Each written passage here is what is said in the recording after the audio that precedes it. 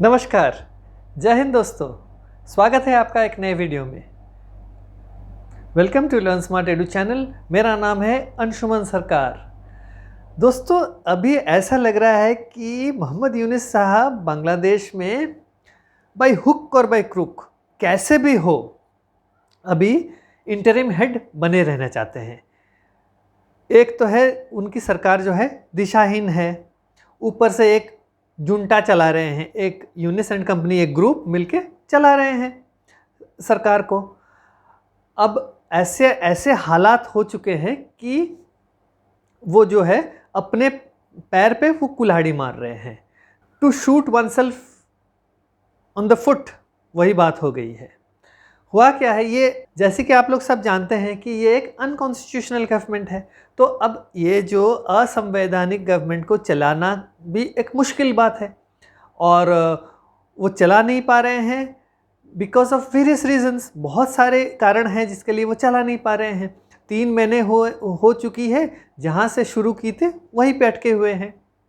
तो अब लोगों का जो है ध्यान भटकाने के लिए वो क्या कर रहे हैं, वो अभी जो है निहत्ते निर्दोष लोगों को डरा रहे हैं, उनके भीतर भय फैलाने की कोशिश कर रहे हैं। मैं ये क्यों बोल रहा हूँ यार, ऐसा हुआ है अभी बैक टू बैक, मतलब एक के बाद एक ऐसी घटना हुई है कि लग रहा है कि अभी वो क्या कर रहे हैं कि आम आदमी उनके खिलाफ ना हो जाए और उनके सरकार को जाने के लिए ना बोले, इसीलिए उन्होंने ये साजिश जो है ये चाल चली है। तो अक्टूबर 31 तारीख को क्या हुआ, पिछले कल की बात है, बीते कल की बात, ढाका शहर में मीरपुर एरिया में जो है गारमेंट्स वर्कर, रेडीमेड गारमेंट्स के जो वर्कर्स हैं वो सड़कों पे उतर आए हैं।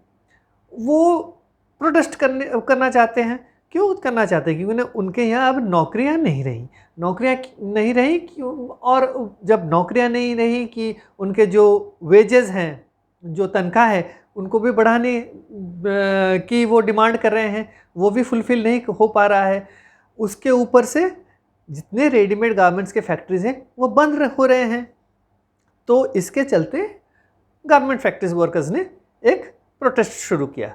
तो प्रोटेस्ट को दबाने के लिए यूनिस सरकार ने पुलिस और आर्मी को बुला ली, और आप यकीन नहीं करेंगे, पुलिस और आर्मी के द्वारा उन्होंने गोली चलवाई निहत्ते निर्दोष लोगों के ऊपर, जो कि बेचारे प्रोटेस्ट करने आए थे सड़कों पे। तो उन पे गोली चलाई और कुछ लड़कों को गोलियां लगी हैं।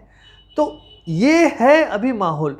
ये क्या कर रहे हैं, अभी शुरू तो उन्होंने ही किया है ना, प्रोटेस्ट का जो रास्ता उन्होंने दिखाया है। यही स्टूडेंट्स, जो एंटी डिस्क्रिमिनेशन स्टूडेंट्स प्रोटेस्ट जो था बांग्लादेश में, उन्होंने हर किसी को रास्ता दिखाया है कि भाई प्रोटेस्ट करने से सब कुछ हासिल हो सकता है।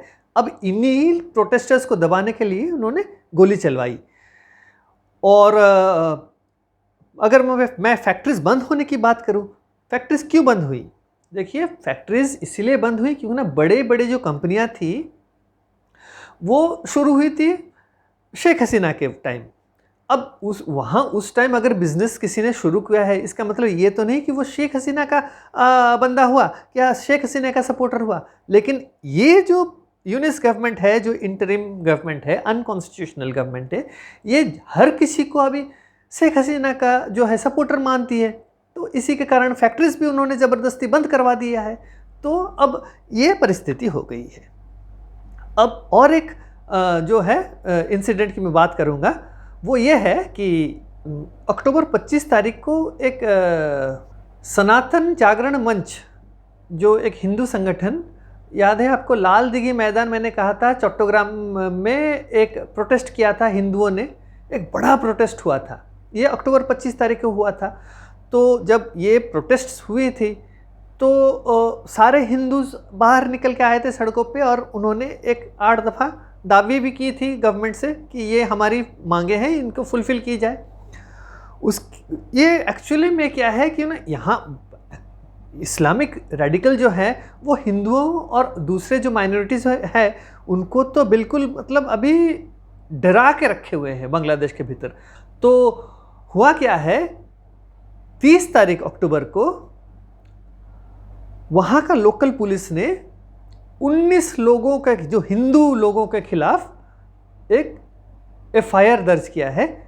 सेडिशन, देशद्रोह के नाम पे उन्होंने एक एफआईआर दर्ज किया है 19 लोगों के ऊपर। इस्कॉन के जो मंदिर के जो पुजारी है उनके अलावा और 19 लोग, उसके अलावा 2 और लोकल लोग। ये किस लिए हुआ है?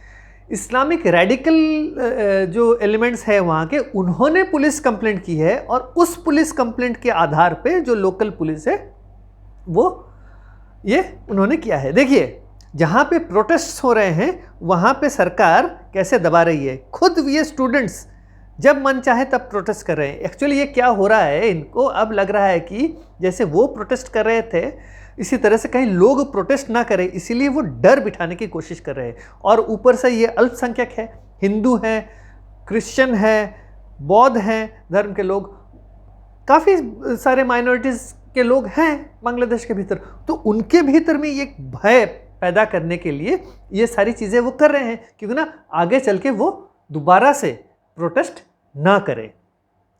तो एक तरफ से ये जो है आम आदमी बांग्लादेश में जो है उनको डराने की कोशिश कर रहे हैं। वो और एक बात है कि ये भी ध्यान भटकाने की कोशिश कर रहे हैं और ये जताने की कोशिश कर रहे हैं कि देखिए अभी भी माहौल जो है बहुत ख़राब है, तो हमें अभी रहना है, हमें पहले लॉ एंड ऑर्डर को ठीक करना है, फिर आगे चल के हम कोई कदम और जो है उठाएंगे। तो 3 महीने से वो यही कर रहे हैं, लोगों का ध्यान भटकाना।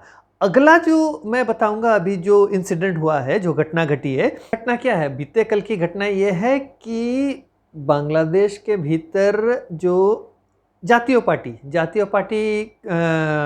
पार्टी शेख हसीना की सरकार को सपोर्ट करती थी। जातीय पार्टी का जो है फाउंडर जो है वो कौन थे? वो थे हुसैन मोहम्मद एरशाद, जनरल एरशाद जो थे, जो कि पहले डिक्टेटर हुआ करते थे। उसके बाद उन्होंने क्या किया, उन्होंने फिर अपना एक पार्टी बनाया था और वो पार्टी जो है पिछले 3 जो इलेक्शंस हुए हैं वो हसीना के गवर्नमेंट को सपोर्ट करती थी। तो इस पार्टी के ऑफिस को प्रोटेस्टर्स आके उसमें आर्सनी की और आग लगा दी उस पार्टी ऑफिस को। ये बीते कल की बात है, 31 तारीख की बात। क्यों लगाई? क्योंकि ना ये जातीय पार्टी जो है एक रैली करने वाली थी नवंबर 2 तारीख को, आगामी कल जो शनिवार के दिन एक रैली करने वाली थी ढाका शहर के अंदर। तो इनका जो ऑफिस काकरेल एरिया जो है ढाका शहर के भीतर एकदम बीच में, तो वहाँ पे प्रोटेस्टर्स, यही यूनुस साहब के इंटरिम गवर्नमेंट, यही उनके जो स्टूडेंट्स हैं जो कि सरकार में बैठे हुए, उन्होंने प्रोटेस्टर्स भेजा, कहा कि भाई जाओ पार्टी ऑफिस को जला दो। तो किसी की हिम्मत ना हो कोई रैली होल्ड करने की बांग्लादेश के भीतर। इसका मतलब देखिए, बगैर मिलिट्री रूल के यहाँ जो है एक भयानक रूप ले चुका है। ये डरा धमका के इंटरिम गवर्नमेंट सोच रही है कि ये एक गवर्नमेंट को चलाएगी। तो ये परिस्थिति है। यूनुस एक्चुअली में क्या है, मोहम्मद यूनुस साहब को भी पता नहीं है कि वो करेंगे क्या। देखिए, यूएस से ऑर्डर आता है, वो गवर्नमेंट चलाते हैं। अब यूएस क्या करता था? यूएस एग्जैक्टली यही चीज़ अफगानिस्तान में यूएस ने करा था। इसी तरह से वो यूएस जो है हमीद करज़ाई की गवर्नमेंट अफगानिस्तान में उसको चलाता था। और हमीद करज़ाई के गवर्नमेंट को चलाते चलाते फिर क्या हुआ, जब you have no understanding of the local politics और जो है लोकल कल्चर, मतलब यूएस का क्या है, यूएस ना वहाँ का बांग्लादेश के कल्चर के बारे में जाता है, ना लोकल पॉलिटिक्स को समझता है, ना लोगों का जो चिंताधारा है, जो सोच है उसके बारे में जानता है, कुछ नहीं जानता है। यूएस एक टेम्पलेट बना के रखता है, कहीं पे भी तख्ता पलट करता है तो वो उसका जो एक है सेट, ये चीज़ें करनी है जहाँ पे हम तख्ता पलट करेंगे, और जो हमारा बंदा बैठेगा हम उसको बोल देंगे भाई ये सारे पॉइंट्स हैं, इसको फॉलो करो और वहाँ का गवर्नमेंट चलाओ हमारे मुताबिक। तो वो चीज़ यूनुस साहब फॉलो कर रहे हैं। तो अब क्या परिस्थिति है कि बगैर कुछ जाने जो ज़मीनी हकीकत को बांग्लादेश के बारे में ये यूएसए जो है ये कर रही है। और इसके फलस्वरूप क्या होगा, अफगानिस्तान में जो हुआ है बांग्लादेश में वही होने वाला है। और इस बीच क्या है, यूनाइटेड नेशंस जो ह्यूमन राइट्स के जो चीफ वो आके पहुंचे हुए थे, वोल्कर टर्क जो हैं बांग्लादेश के यूनाइटेड नेशंस के ह्यूमन राइट्स चीफ हैं, उन्होंने क्या कहा? उन्होंने कहा कि देखिए न्याय जो है सबके लिए बराबर होनी चाहिए और जो हिंसा जो है बिल्कुल ख़त्म होनी चाहिए। ये बात उन्होंने कही। उन्होंने क्यों ये बात कही? क्योंकि ना देखिए, जब प्रोटेस्ट हो रहे थे अगस्त 5 तक, शेख हसीना के तख्ता पलट से पहले लोग मरे थे, लेकिन अगस्त 5 के बाद क्या हुआ? एक अंतरिम सरकार आ गई, मोहम्मद यूनिस साहब उसके इंटरिम हेड बन गए। उसके बाद भी जो है मार काट ये जारी रहा।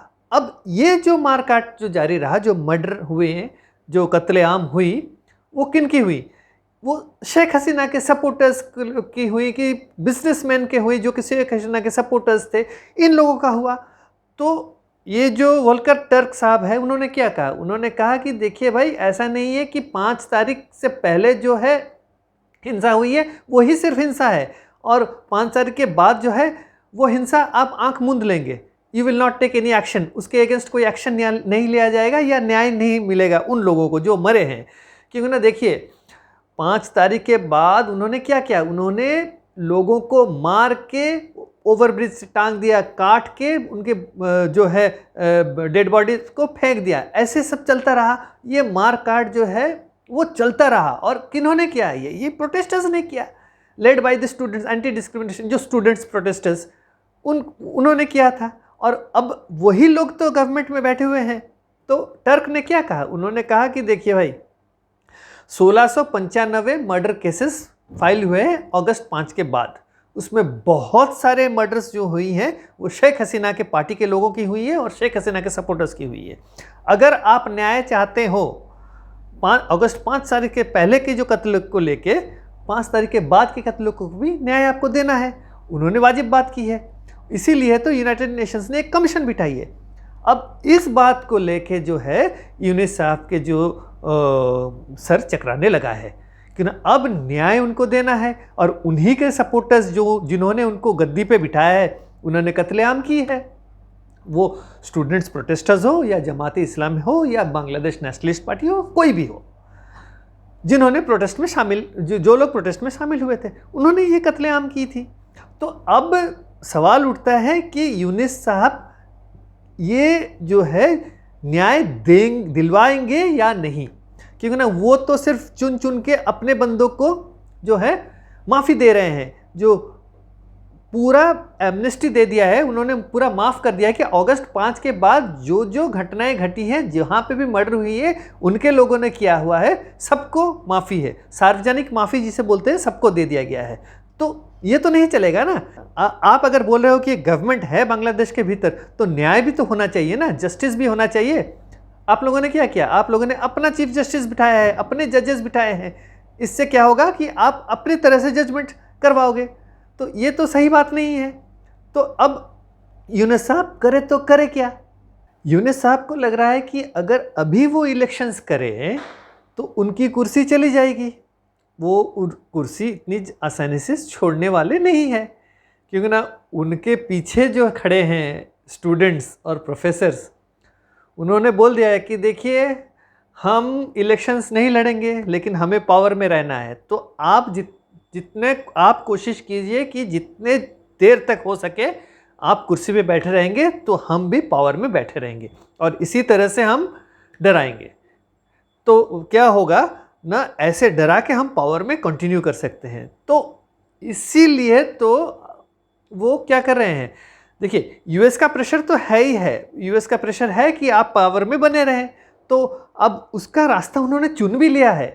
कैसे चुना है? उन्होंने क्या किया कि उन्होंने ये जो इस्लामिक रेडिकल्स हैं उनके साथ हाथ मिला ली है। उस ऊपर से जमात इस्लामी का जो है बैन उन्होंने हटा दिया है। उसके अलावा उन्होंने, मैंने एक पिछले बार एक वीडियो भी बनाया है, आपको याद है कि नहीं, कि उन्होंने अभी प्लेटफॉर्म दे दिया है बांग्लादेश को, ढाका शहर को, किन लोगों के लिए? हिजबुल्लाह, अल-कायदा, आइसिस और जितने भी पाकिस्तान के जिहादी हैं, उनके लिए एक प्लेटफॉर्म दे दिया है। वो वहाँ आते हैं ढाका शहर में, वहाँ आके मीटिंग्स करते हैं, बड़े बड़े रैलीज करते हैं और लोगों को उकसाते हैं और रेडिकलाइज करते हैं कि इस्लाम धर्म को जो रेडिकलाइज इस्लामिक जो है उसका प्रचार करते हैं। अब इनके साथ तो उन्होंने हाथ मिला ली, अब एक तरफ से इनको अपने साथ मिला लिया। अब बचा है Bangladesh nationalist party. Bangladesh nationalist party जो है वो तस से मस नहीं हो रहा है, क्योंकि बांग्लादेश नेशनलिस्ट पार्टी को पता है वो एक पॉलिटिकल पार्टी है और इतने लंबे अरसे से वो 50 साल से वो पॉलिटिकल पार्टी है जो है एग्जिस्टेंस में है। तो अब उनको पता है कि ये जिस दिन इलेक्शन होल्ड करेंगे वो जीत के पावर में आएंगे। और बांग्लादेश नेशनलिस्ट पार्टी भी नहीं चाहेगी कि अवामी लीग को बैन किया जाए, क्योंकि ना देखिए कॉन्टेस्ट जब होगा तो बांग्लादेश नेशनलिस्ट पार्टी अवामी लीग को हरा के पावर में आएगी, क्यों ना वो सबसे बड़ी पार्टी है, उसको अगर हरा के वो पावर में आएगी एक लेजिटिमेसी होगा, क्यों ना elections fair free and fair होगा। तो इसके लिए जो है अब यूनिस गवर्नमेंट जो इंटरिम गवर्नमेंट है वो अभी आर्म ट्विस्ट करेगी बांग्लादेश नेशनलिस्ट पार्टी को। अभी ये लोग ब्लैकमेल करेंगे बांग्लादेश नेशनलिस्ट पार्टी को। क्या करेंगे वो लोग अभी ये करेंगे, वो लोग बोलेंगे कि हम आपके ऊपर केसेस डालेंगे। आपने ये जो प्रोटेस्ट हुए थे, देखिएगा आप लोग, ये जितने भी 5 तारीख के बाद जो कत्ल हुई हैं वो सब कत्ल के केसेस जो है वो बांग्लादेश नेशनलिस्ट पार्टी के ऊपर वो लगाने की कोशिश करेंगे। तो अपना जो है अपने को सुरक्षित रखने के लिए ये जो स्टूडेंट्स और यूनिस के गवर्नमेंट जो है वो अब बांग्लादेश नेशनलिस्ट पार्टी को बलि का बकरा बनाएंगे। तो इससे क्या होगा, they will have a clear field, पूरा एकदम मैदान खाली मिलेगा, जो चाहे वो करेंगे। क्यों ना बांग्लादेश नेशनलिस्ट पार्टी एक पॉलिटिकल पार्टी है, उसको पता है कि कॉन्स्टिट्यूशन का महत्व क्या है। ये लोग तो चुन के भी नहीं आए हैं, तो ये है। तो ये सारी चीज़ें जो हैं, ये चाल जो हैं मोहम्मद यूनिस साहब अभी खेल रहे हैं। तो अब और एक सरदर आके खड़ी हुई है जो है यूनिस साहब के सामने। वो क्या है, जो अदानी पावर जो झारखंड लिमिटेड जो अदानी पावर जो है उसने क्या किया हुआ है, अपना प्रोडक्शन जो है बिजली का उसने आधा कर दिया है। 1400-1500 मेगावाट का बिजली पैदावार होती थी और उसको बेची थी बांग्लादेश को। अब क्या किया है, अब उसको काट के आधा कर दिया उसने। 700 मेगावाट की बिजली अभी पैदा हो रही है उस बिजली प्लांट से जहाँ से बांग्लादेश को जाती है बिजली। अब अदानी पावर ने एक बांग्लादेश के गवर्नमेंट को चिट्ठी लिखी, भाई मेरा जो ड्यूज़ है, जो बकाया जो है बिल, उसको आप भर दीजिए अक्टूबर 30 तारीख तक। नहीं भरा। अब क्या हुआ, बांग्लादेश में अभी 1600 मेगावाट बिजली कम है। तो अभी चलते चलते बांग्लादेश अभी अंधकार में बैठेगा, आधा बांग्लादेश अभी अंधकार में बैठेगा, लोड शेडिंग होगी, बिजली नहीं रहेगी। उसके ऊपर क्या होगा, अभी जब बिजली नहीं रहेगी तो वायलेंस वगैरह करने के लिए और भी आसानी हो जाएगी। तो ये सारी चीज़ें अभी और भी बढ़ेगी, लूट मार, चोरी चकारी, सब कुछ होगा अभी बांग्लादेश के भीतर, बिजली नहीं रहेगी। तो ये परिस्थिति है। ऊपर से अभी क्या हुआ, डोनाल्ड ट्रंप ने कहा, क्या कहा डोनाल्ड ट्रंप ने? डोनाल्ड ट्रंप ने बांग्लादेश को एक ज़बरदस्त फटकार लगाई है। उन्होंने जो है सोशल मीडिया प्लेटफॉर्म एक्स के ऊपर उन्होंने एक पोस्ट डाला है। पोस्ट में क्या डाला है, I quote, we will also protect Hindu Americans against anti religion agenda of the radical left, we will fight for your freedom, under my administration we will also strengthen our partnership with India and my good friend Prime Minister Modi। और भी आगे चल के उन्होंने ये कहा कि I strongly condemn the barbaric violence against Hindus, Christians and other minorities who are getting attacked and looted by mobs in Bangladesh, which remains in a total state of chaos। पूर्व राष्ट्रपति जो कि अभी फिर से खड़े हुए हैं राष्ट्रपति के चुनाव के लिए अमेरिका में, उन्होंने कहा है Bangladesh is in A total state of chaos, अराजकता में है बांग्लादेश। ये एक पूर्व राष्ट्रपति अमेरिका का, और शायद अगर जीत जाए तो वो राष्ट्रपति बन सकते हैं दोबारा। तो उनका जो कहना है कि बांग्लादेश की परिस्थिति जहाँ पे हिंदूज, क्रिश्चियंस और बौद्ध और दूसरे धर्मों के जो लोग हैं वो अभी सुरक्षित नहीं है बांग्लादेश के भीतर, और वहाँ पे तो खुले आम लोगों के ऊपर जो है अटैक्स हो रहे हैं, लूट मार हो रही है। ये उन्होंने कहा। उन्होंने आगे चल के और भी कहा, उन्होंने कहा कि it would have never happened on my watch. Kamala Harris और जो बाइडेन जो है have ignored Hindus across the world and in America. उन्होंने ये भी कहा कि अगर वो प्रेसिडेंट होते, अगर वो राष्ट्रपति होते अमेरिका का, तो ये कभी नहीं होने देते जो कि बांग्लादेश में हिंदुओं के साथ हो रहा है। और जो अभी जो फिलहाल जो वाइस प्रेसिडेंट है कमला हैरिस, और जो बाइडेन अभी जो राष्ट्रपति है, इन दोनों से भी कहा कि उन्होंने जो है हिंदुओं के लिए वो खड़े नहीं हुए हिंदुओं के लिए दुनिया भर में, ना कि अमेरिका में।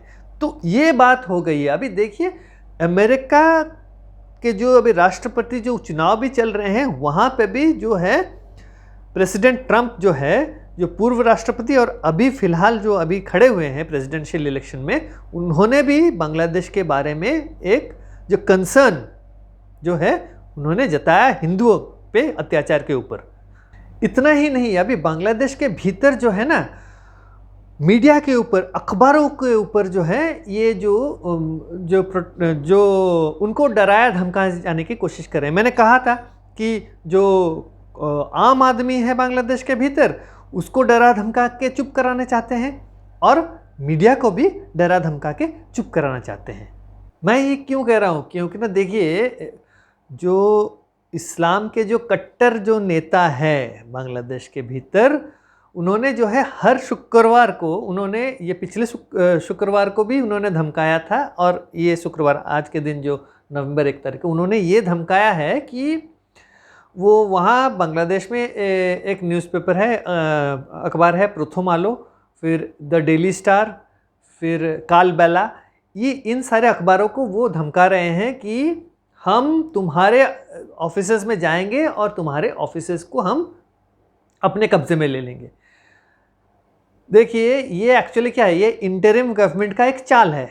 ये चाल इसीलिए है कि उन्हें ये मीडिया हाउसेस को अगर डरा धमका के रखेंगे तो उनके खिलाफ कोई कुछ नहीं लिखेगा। जो ह्यूमन राइट्स जो वायलेशंस हो रहे हैं, कि जो अनकॉन्स्टिट्यूशनल काम कर रही है ये सरकार, वो सारी चीज़ें कहीं ये लोग छाप ना दे, इसीलिए ये डरा के धमका के कैसे चुप करवाए, ये कोशिश है। और इसके चलते पुलिस प्रोटेक्शन भी इन 3 अखबारों को दी जा रही है।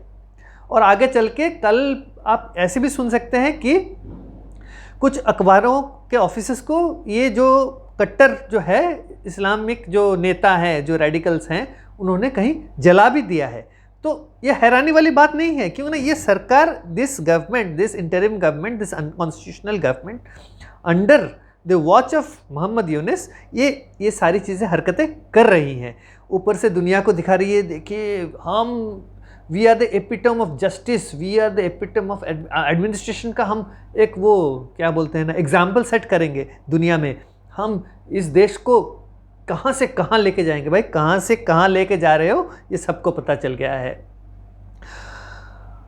अब ये जो इस्लामिक रेडिकल्स की जो बात मैं कर रहा हूँ, क्यों मैं कर रहा हूँ दोस्तों, अभी भारतीय इंटेलिजेंस जो एजेंसीज हैं उनके सूत्रों से ये पता चला है कि अभी खबरें आ रही हैं बांग्लादेश से कि अलकायदा जो है बांग्लादेश के भीतर अब बहुत ज़्यादा रेडिकलाइजेशन फैला रही है, बहुत ज़्यादा कट्टर जो है वो गतिविधियाँ वो शुरू कर चुकी है अलकायदा बांग्लादेश के भीतर। ऐसे ही भी बांग्लादेश के भीतर अलकायदा का जो सिस्टर ऑर्गेनाइजेशन है, जो उसके जो एफिलिएट्स ऑर्गेनाइजेशन जिसे आप बोल सकते हो, कौन कौन है वो? हिज़्ब उत तहरीर और हरकतुल मुजाहिदीन, ये बांग्लादेश में है। और हिज़्ब उत तहरीर का मेंबर तो अभी बैठा हुआ है इंटरिम गवर्नमेंट में, बहुत हाई पोजीशन में है।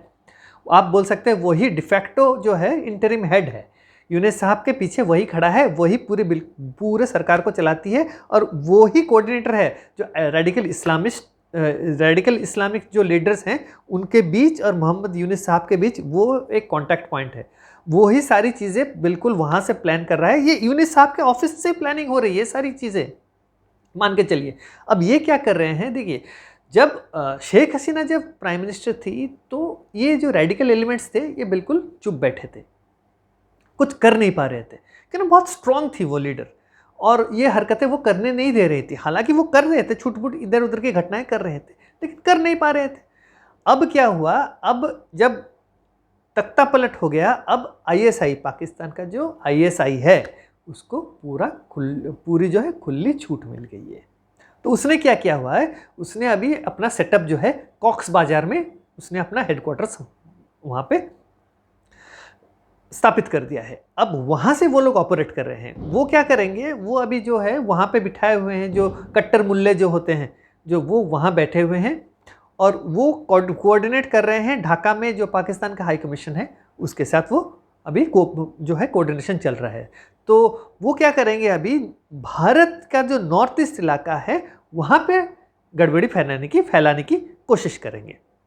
तो इसीलिए वो लोग अभी क्या करेंगे, जो नॉर्थ ईस्ट में जो बैंड जो टेरर ग्रुप्स है या आउटफिट्स है, जैसे कि उल्फा मान लीजिए, उल्फा के लोगों को वो क्या करेंगे, बांग्लादेश लेके आएंगे। बांग्लादेश में उनको फिर पासपोर्ट वीज़ा देके वो पाकिस्तान भेजेंगे, पाकिस्तान में ट्रेन करेंगे, फिर वो वापस लेके आएंगे बांग्लादेश के थ्रू, भारत में इन्फिल्ट्रेट करा के नॉर्थ ईस्ट रीजन में गड़बड़ी फैलाएंगे। इसका कारण क्या है, पाकिस्तान के जो है दो कारण हैं। पाकिस्तान तो एक तो है, पाकिस्तान बांग्लादेश से प्रतिशोध ले रहा है, क्योंकि ना वो अलग हुआ था, तो इसीलिए मुल्लों को वहाँ पे बिठाया हुआ है कि ना मुल्ले क्या करेंगे, ये हिज़्ब उत तहरीर वो अभी सरकार चलाएगी तो कंट्रोल में रहेगी, बांग्लादेश सरकार कंट्रोल में रहेगी, ऊपर से नॉर्थ ईस्ट में गड़बड़ी फैलाएगी।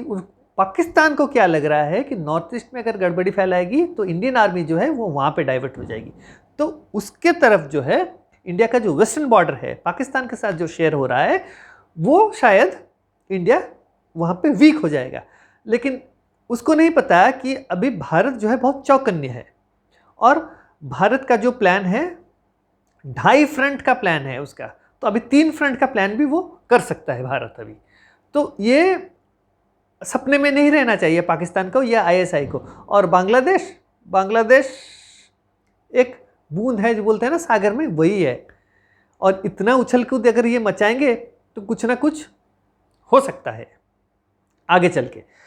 अब इस परिस्थिति में देखिए, मैं क्यों बोल रहा हूँ, इसीलिए मैं बोल रहा हूँ कि ये जो मोहम्मद यूनिस साहब का जो चाल वो चल रहे हैं, कुछ गिने चुने प्रोफेसर्स और स्टूडेंट्स को लेके, वो ज़्यादा दिन टिकने वाला नहीं है। देखिए, कहीं पर भी आपने देखा है किसी देश में इतने प्रोफेसर्स, इतने पॉलिटिक्स में इन्वॉल्व होना? हर जगह आप कहीं पे भी देखिए, बांग्लादेश में एक प्रोफेसर निकल के आता है, वो पॉलिटिक्स करता है। मैंने कहीं नहीं देखा है और सुना भी नहीं है इतने सारे प्रोफेसर्स इतने पॉलिटिक्स में शामिल होना और रेडिकल जो पॉलिटिक्स करना।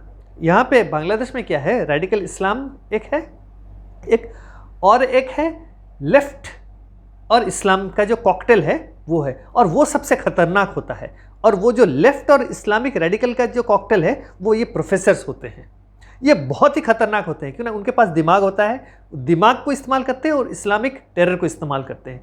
तो इसका जो भयंकर कॉकटेल है वो इसका बहुत बड़ा परिणाम होता है। तो अब क्या है, अब आईएसआई के बैकिंग से वो क्या करना चाहते हैं, वो शारिया लॉ जो है बांग्लादेश में लागू करना चाहते हैं। और स्टूडेंट लीडर तो है अभी इंटरिम गवर्नमेंट में। देखिएगा, वो लोग बोल रहे हैं कि हम एक बांग्लादेश को एक ऊंचे स्थान पे खड़ा करेंगे, हम कोशिश कर रहे हैं, ये कर रहे हैं, वो कर रहे हैं। एक्चुअली में देखिए, वो धीरे धीरे चाह रहे हैं कि बांग्लादेश का जो कॉन्स्टिट्यूशन बिल्कुल ख़त्म हो जाए। वो डिसरिगार्ड कर रहे हैं बांग्लादेश के कॉन्स्टिट्यूशन को। एक तो अनकॉन्स्टिट्यूशनल गवर्नमेंट है, they are disregarding the constitution of Bangladesh. इससे क्या होगा, धीरे धीरे धीरे धीरे क्या होगा, बिल्कुल ख़त्म हो जाएगा। अभी जो है इलेक्शंस होल्ड नहीं करेंगे तो एक वायलेशन हो गया कॉन्स्टिट्यूशन का, तो हो गया। अब जब वायलेशन हो गया फिर क्या होगा, धीरे धीरे वो कॉन्स्टिट्यूशन का मानना बिल्कुल बंद कर देंगे। तो क्या होगा, फिर बोलेंगे कि देखिए अभी और कॉन्स्टिट्यूशन वगैरह कुछ नहीं, कोई इलेक्शन नहीं, हम अभी शारिया लॉ हम इम्प्लीमेंट करेंगे। तो जब ये हो जाएगा, भगवान ना करे, खुदा ना खास्ता, कहीं वही स्टूडेंट अमीर बन के बैठ ना जाए बांग्लादेश के भीतर, या कोई एक और रेडिकल इस्लामिक जो है, रेडिकल जो मुल्ला होता है, वो बैठ जाएगा अमीर बन के बांग्लादेश का। फिर सोचिए बांग्लादेश के लोगों का हाल क्या होगा। ये हाइपोथेटिकल है लेकिन हो भी सकता है। मेरे हिसाब से ये हो सकता है, क्योंकि ना जो परिस्थिति है और जैसे ये गवर्नमेंट चल रही है, जो इंटरिम गवर्नमेंट, उसके हिसाब से ये होने के 99% चांसेस है। तो ये अभी परिस्थिति है और ये चाल चल रही है यूनिस सरकार जो है बांग्लादेश के भीतर।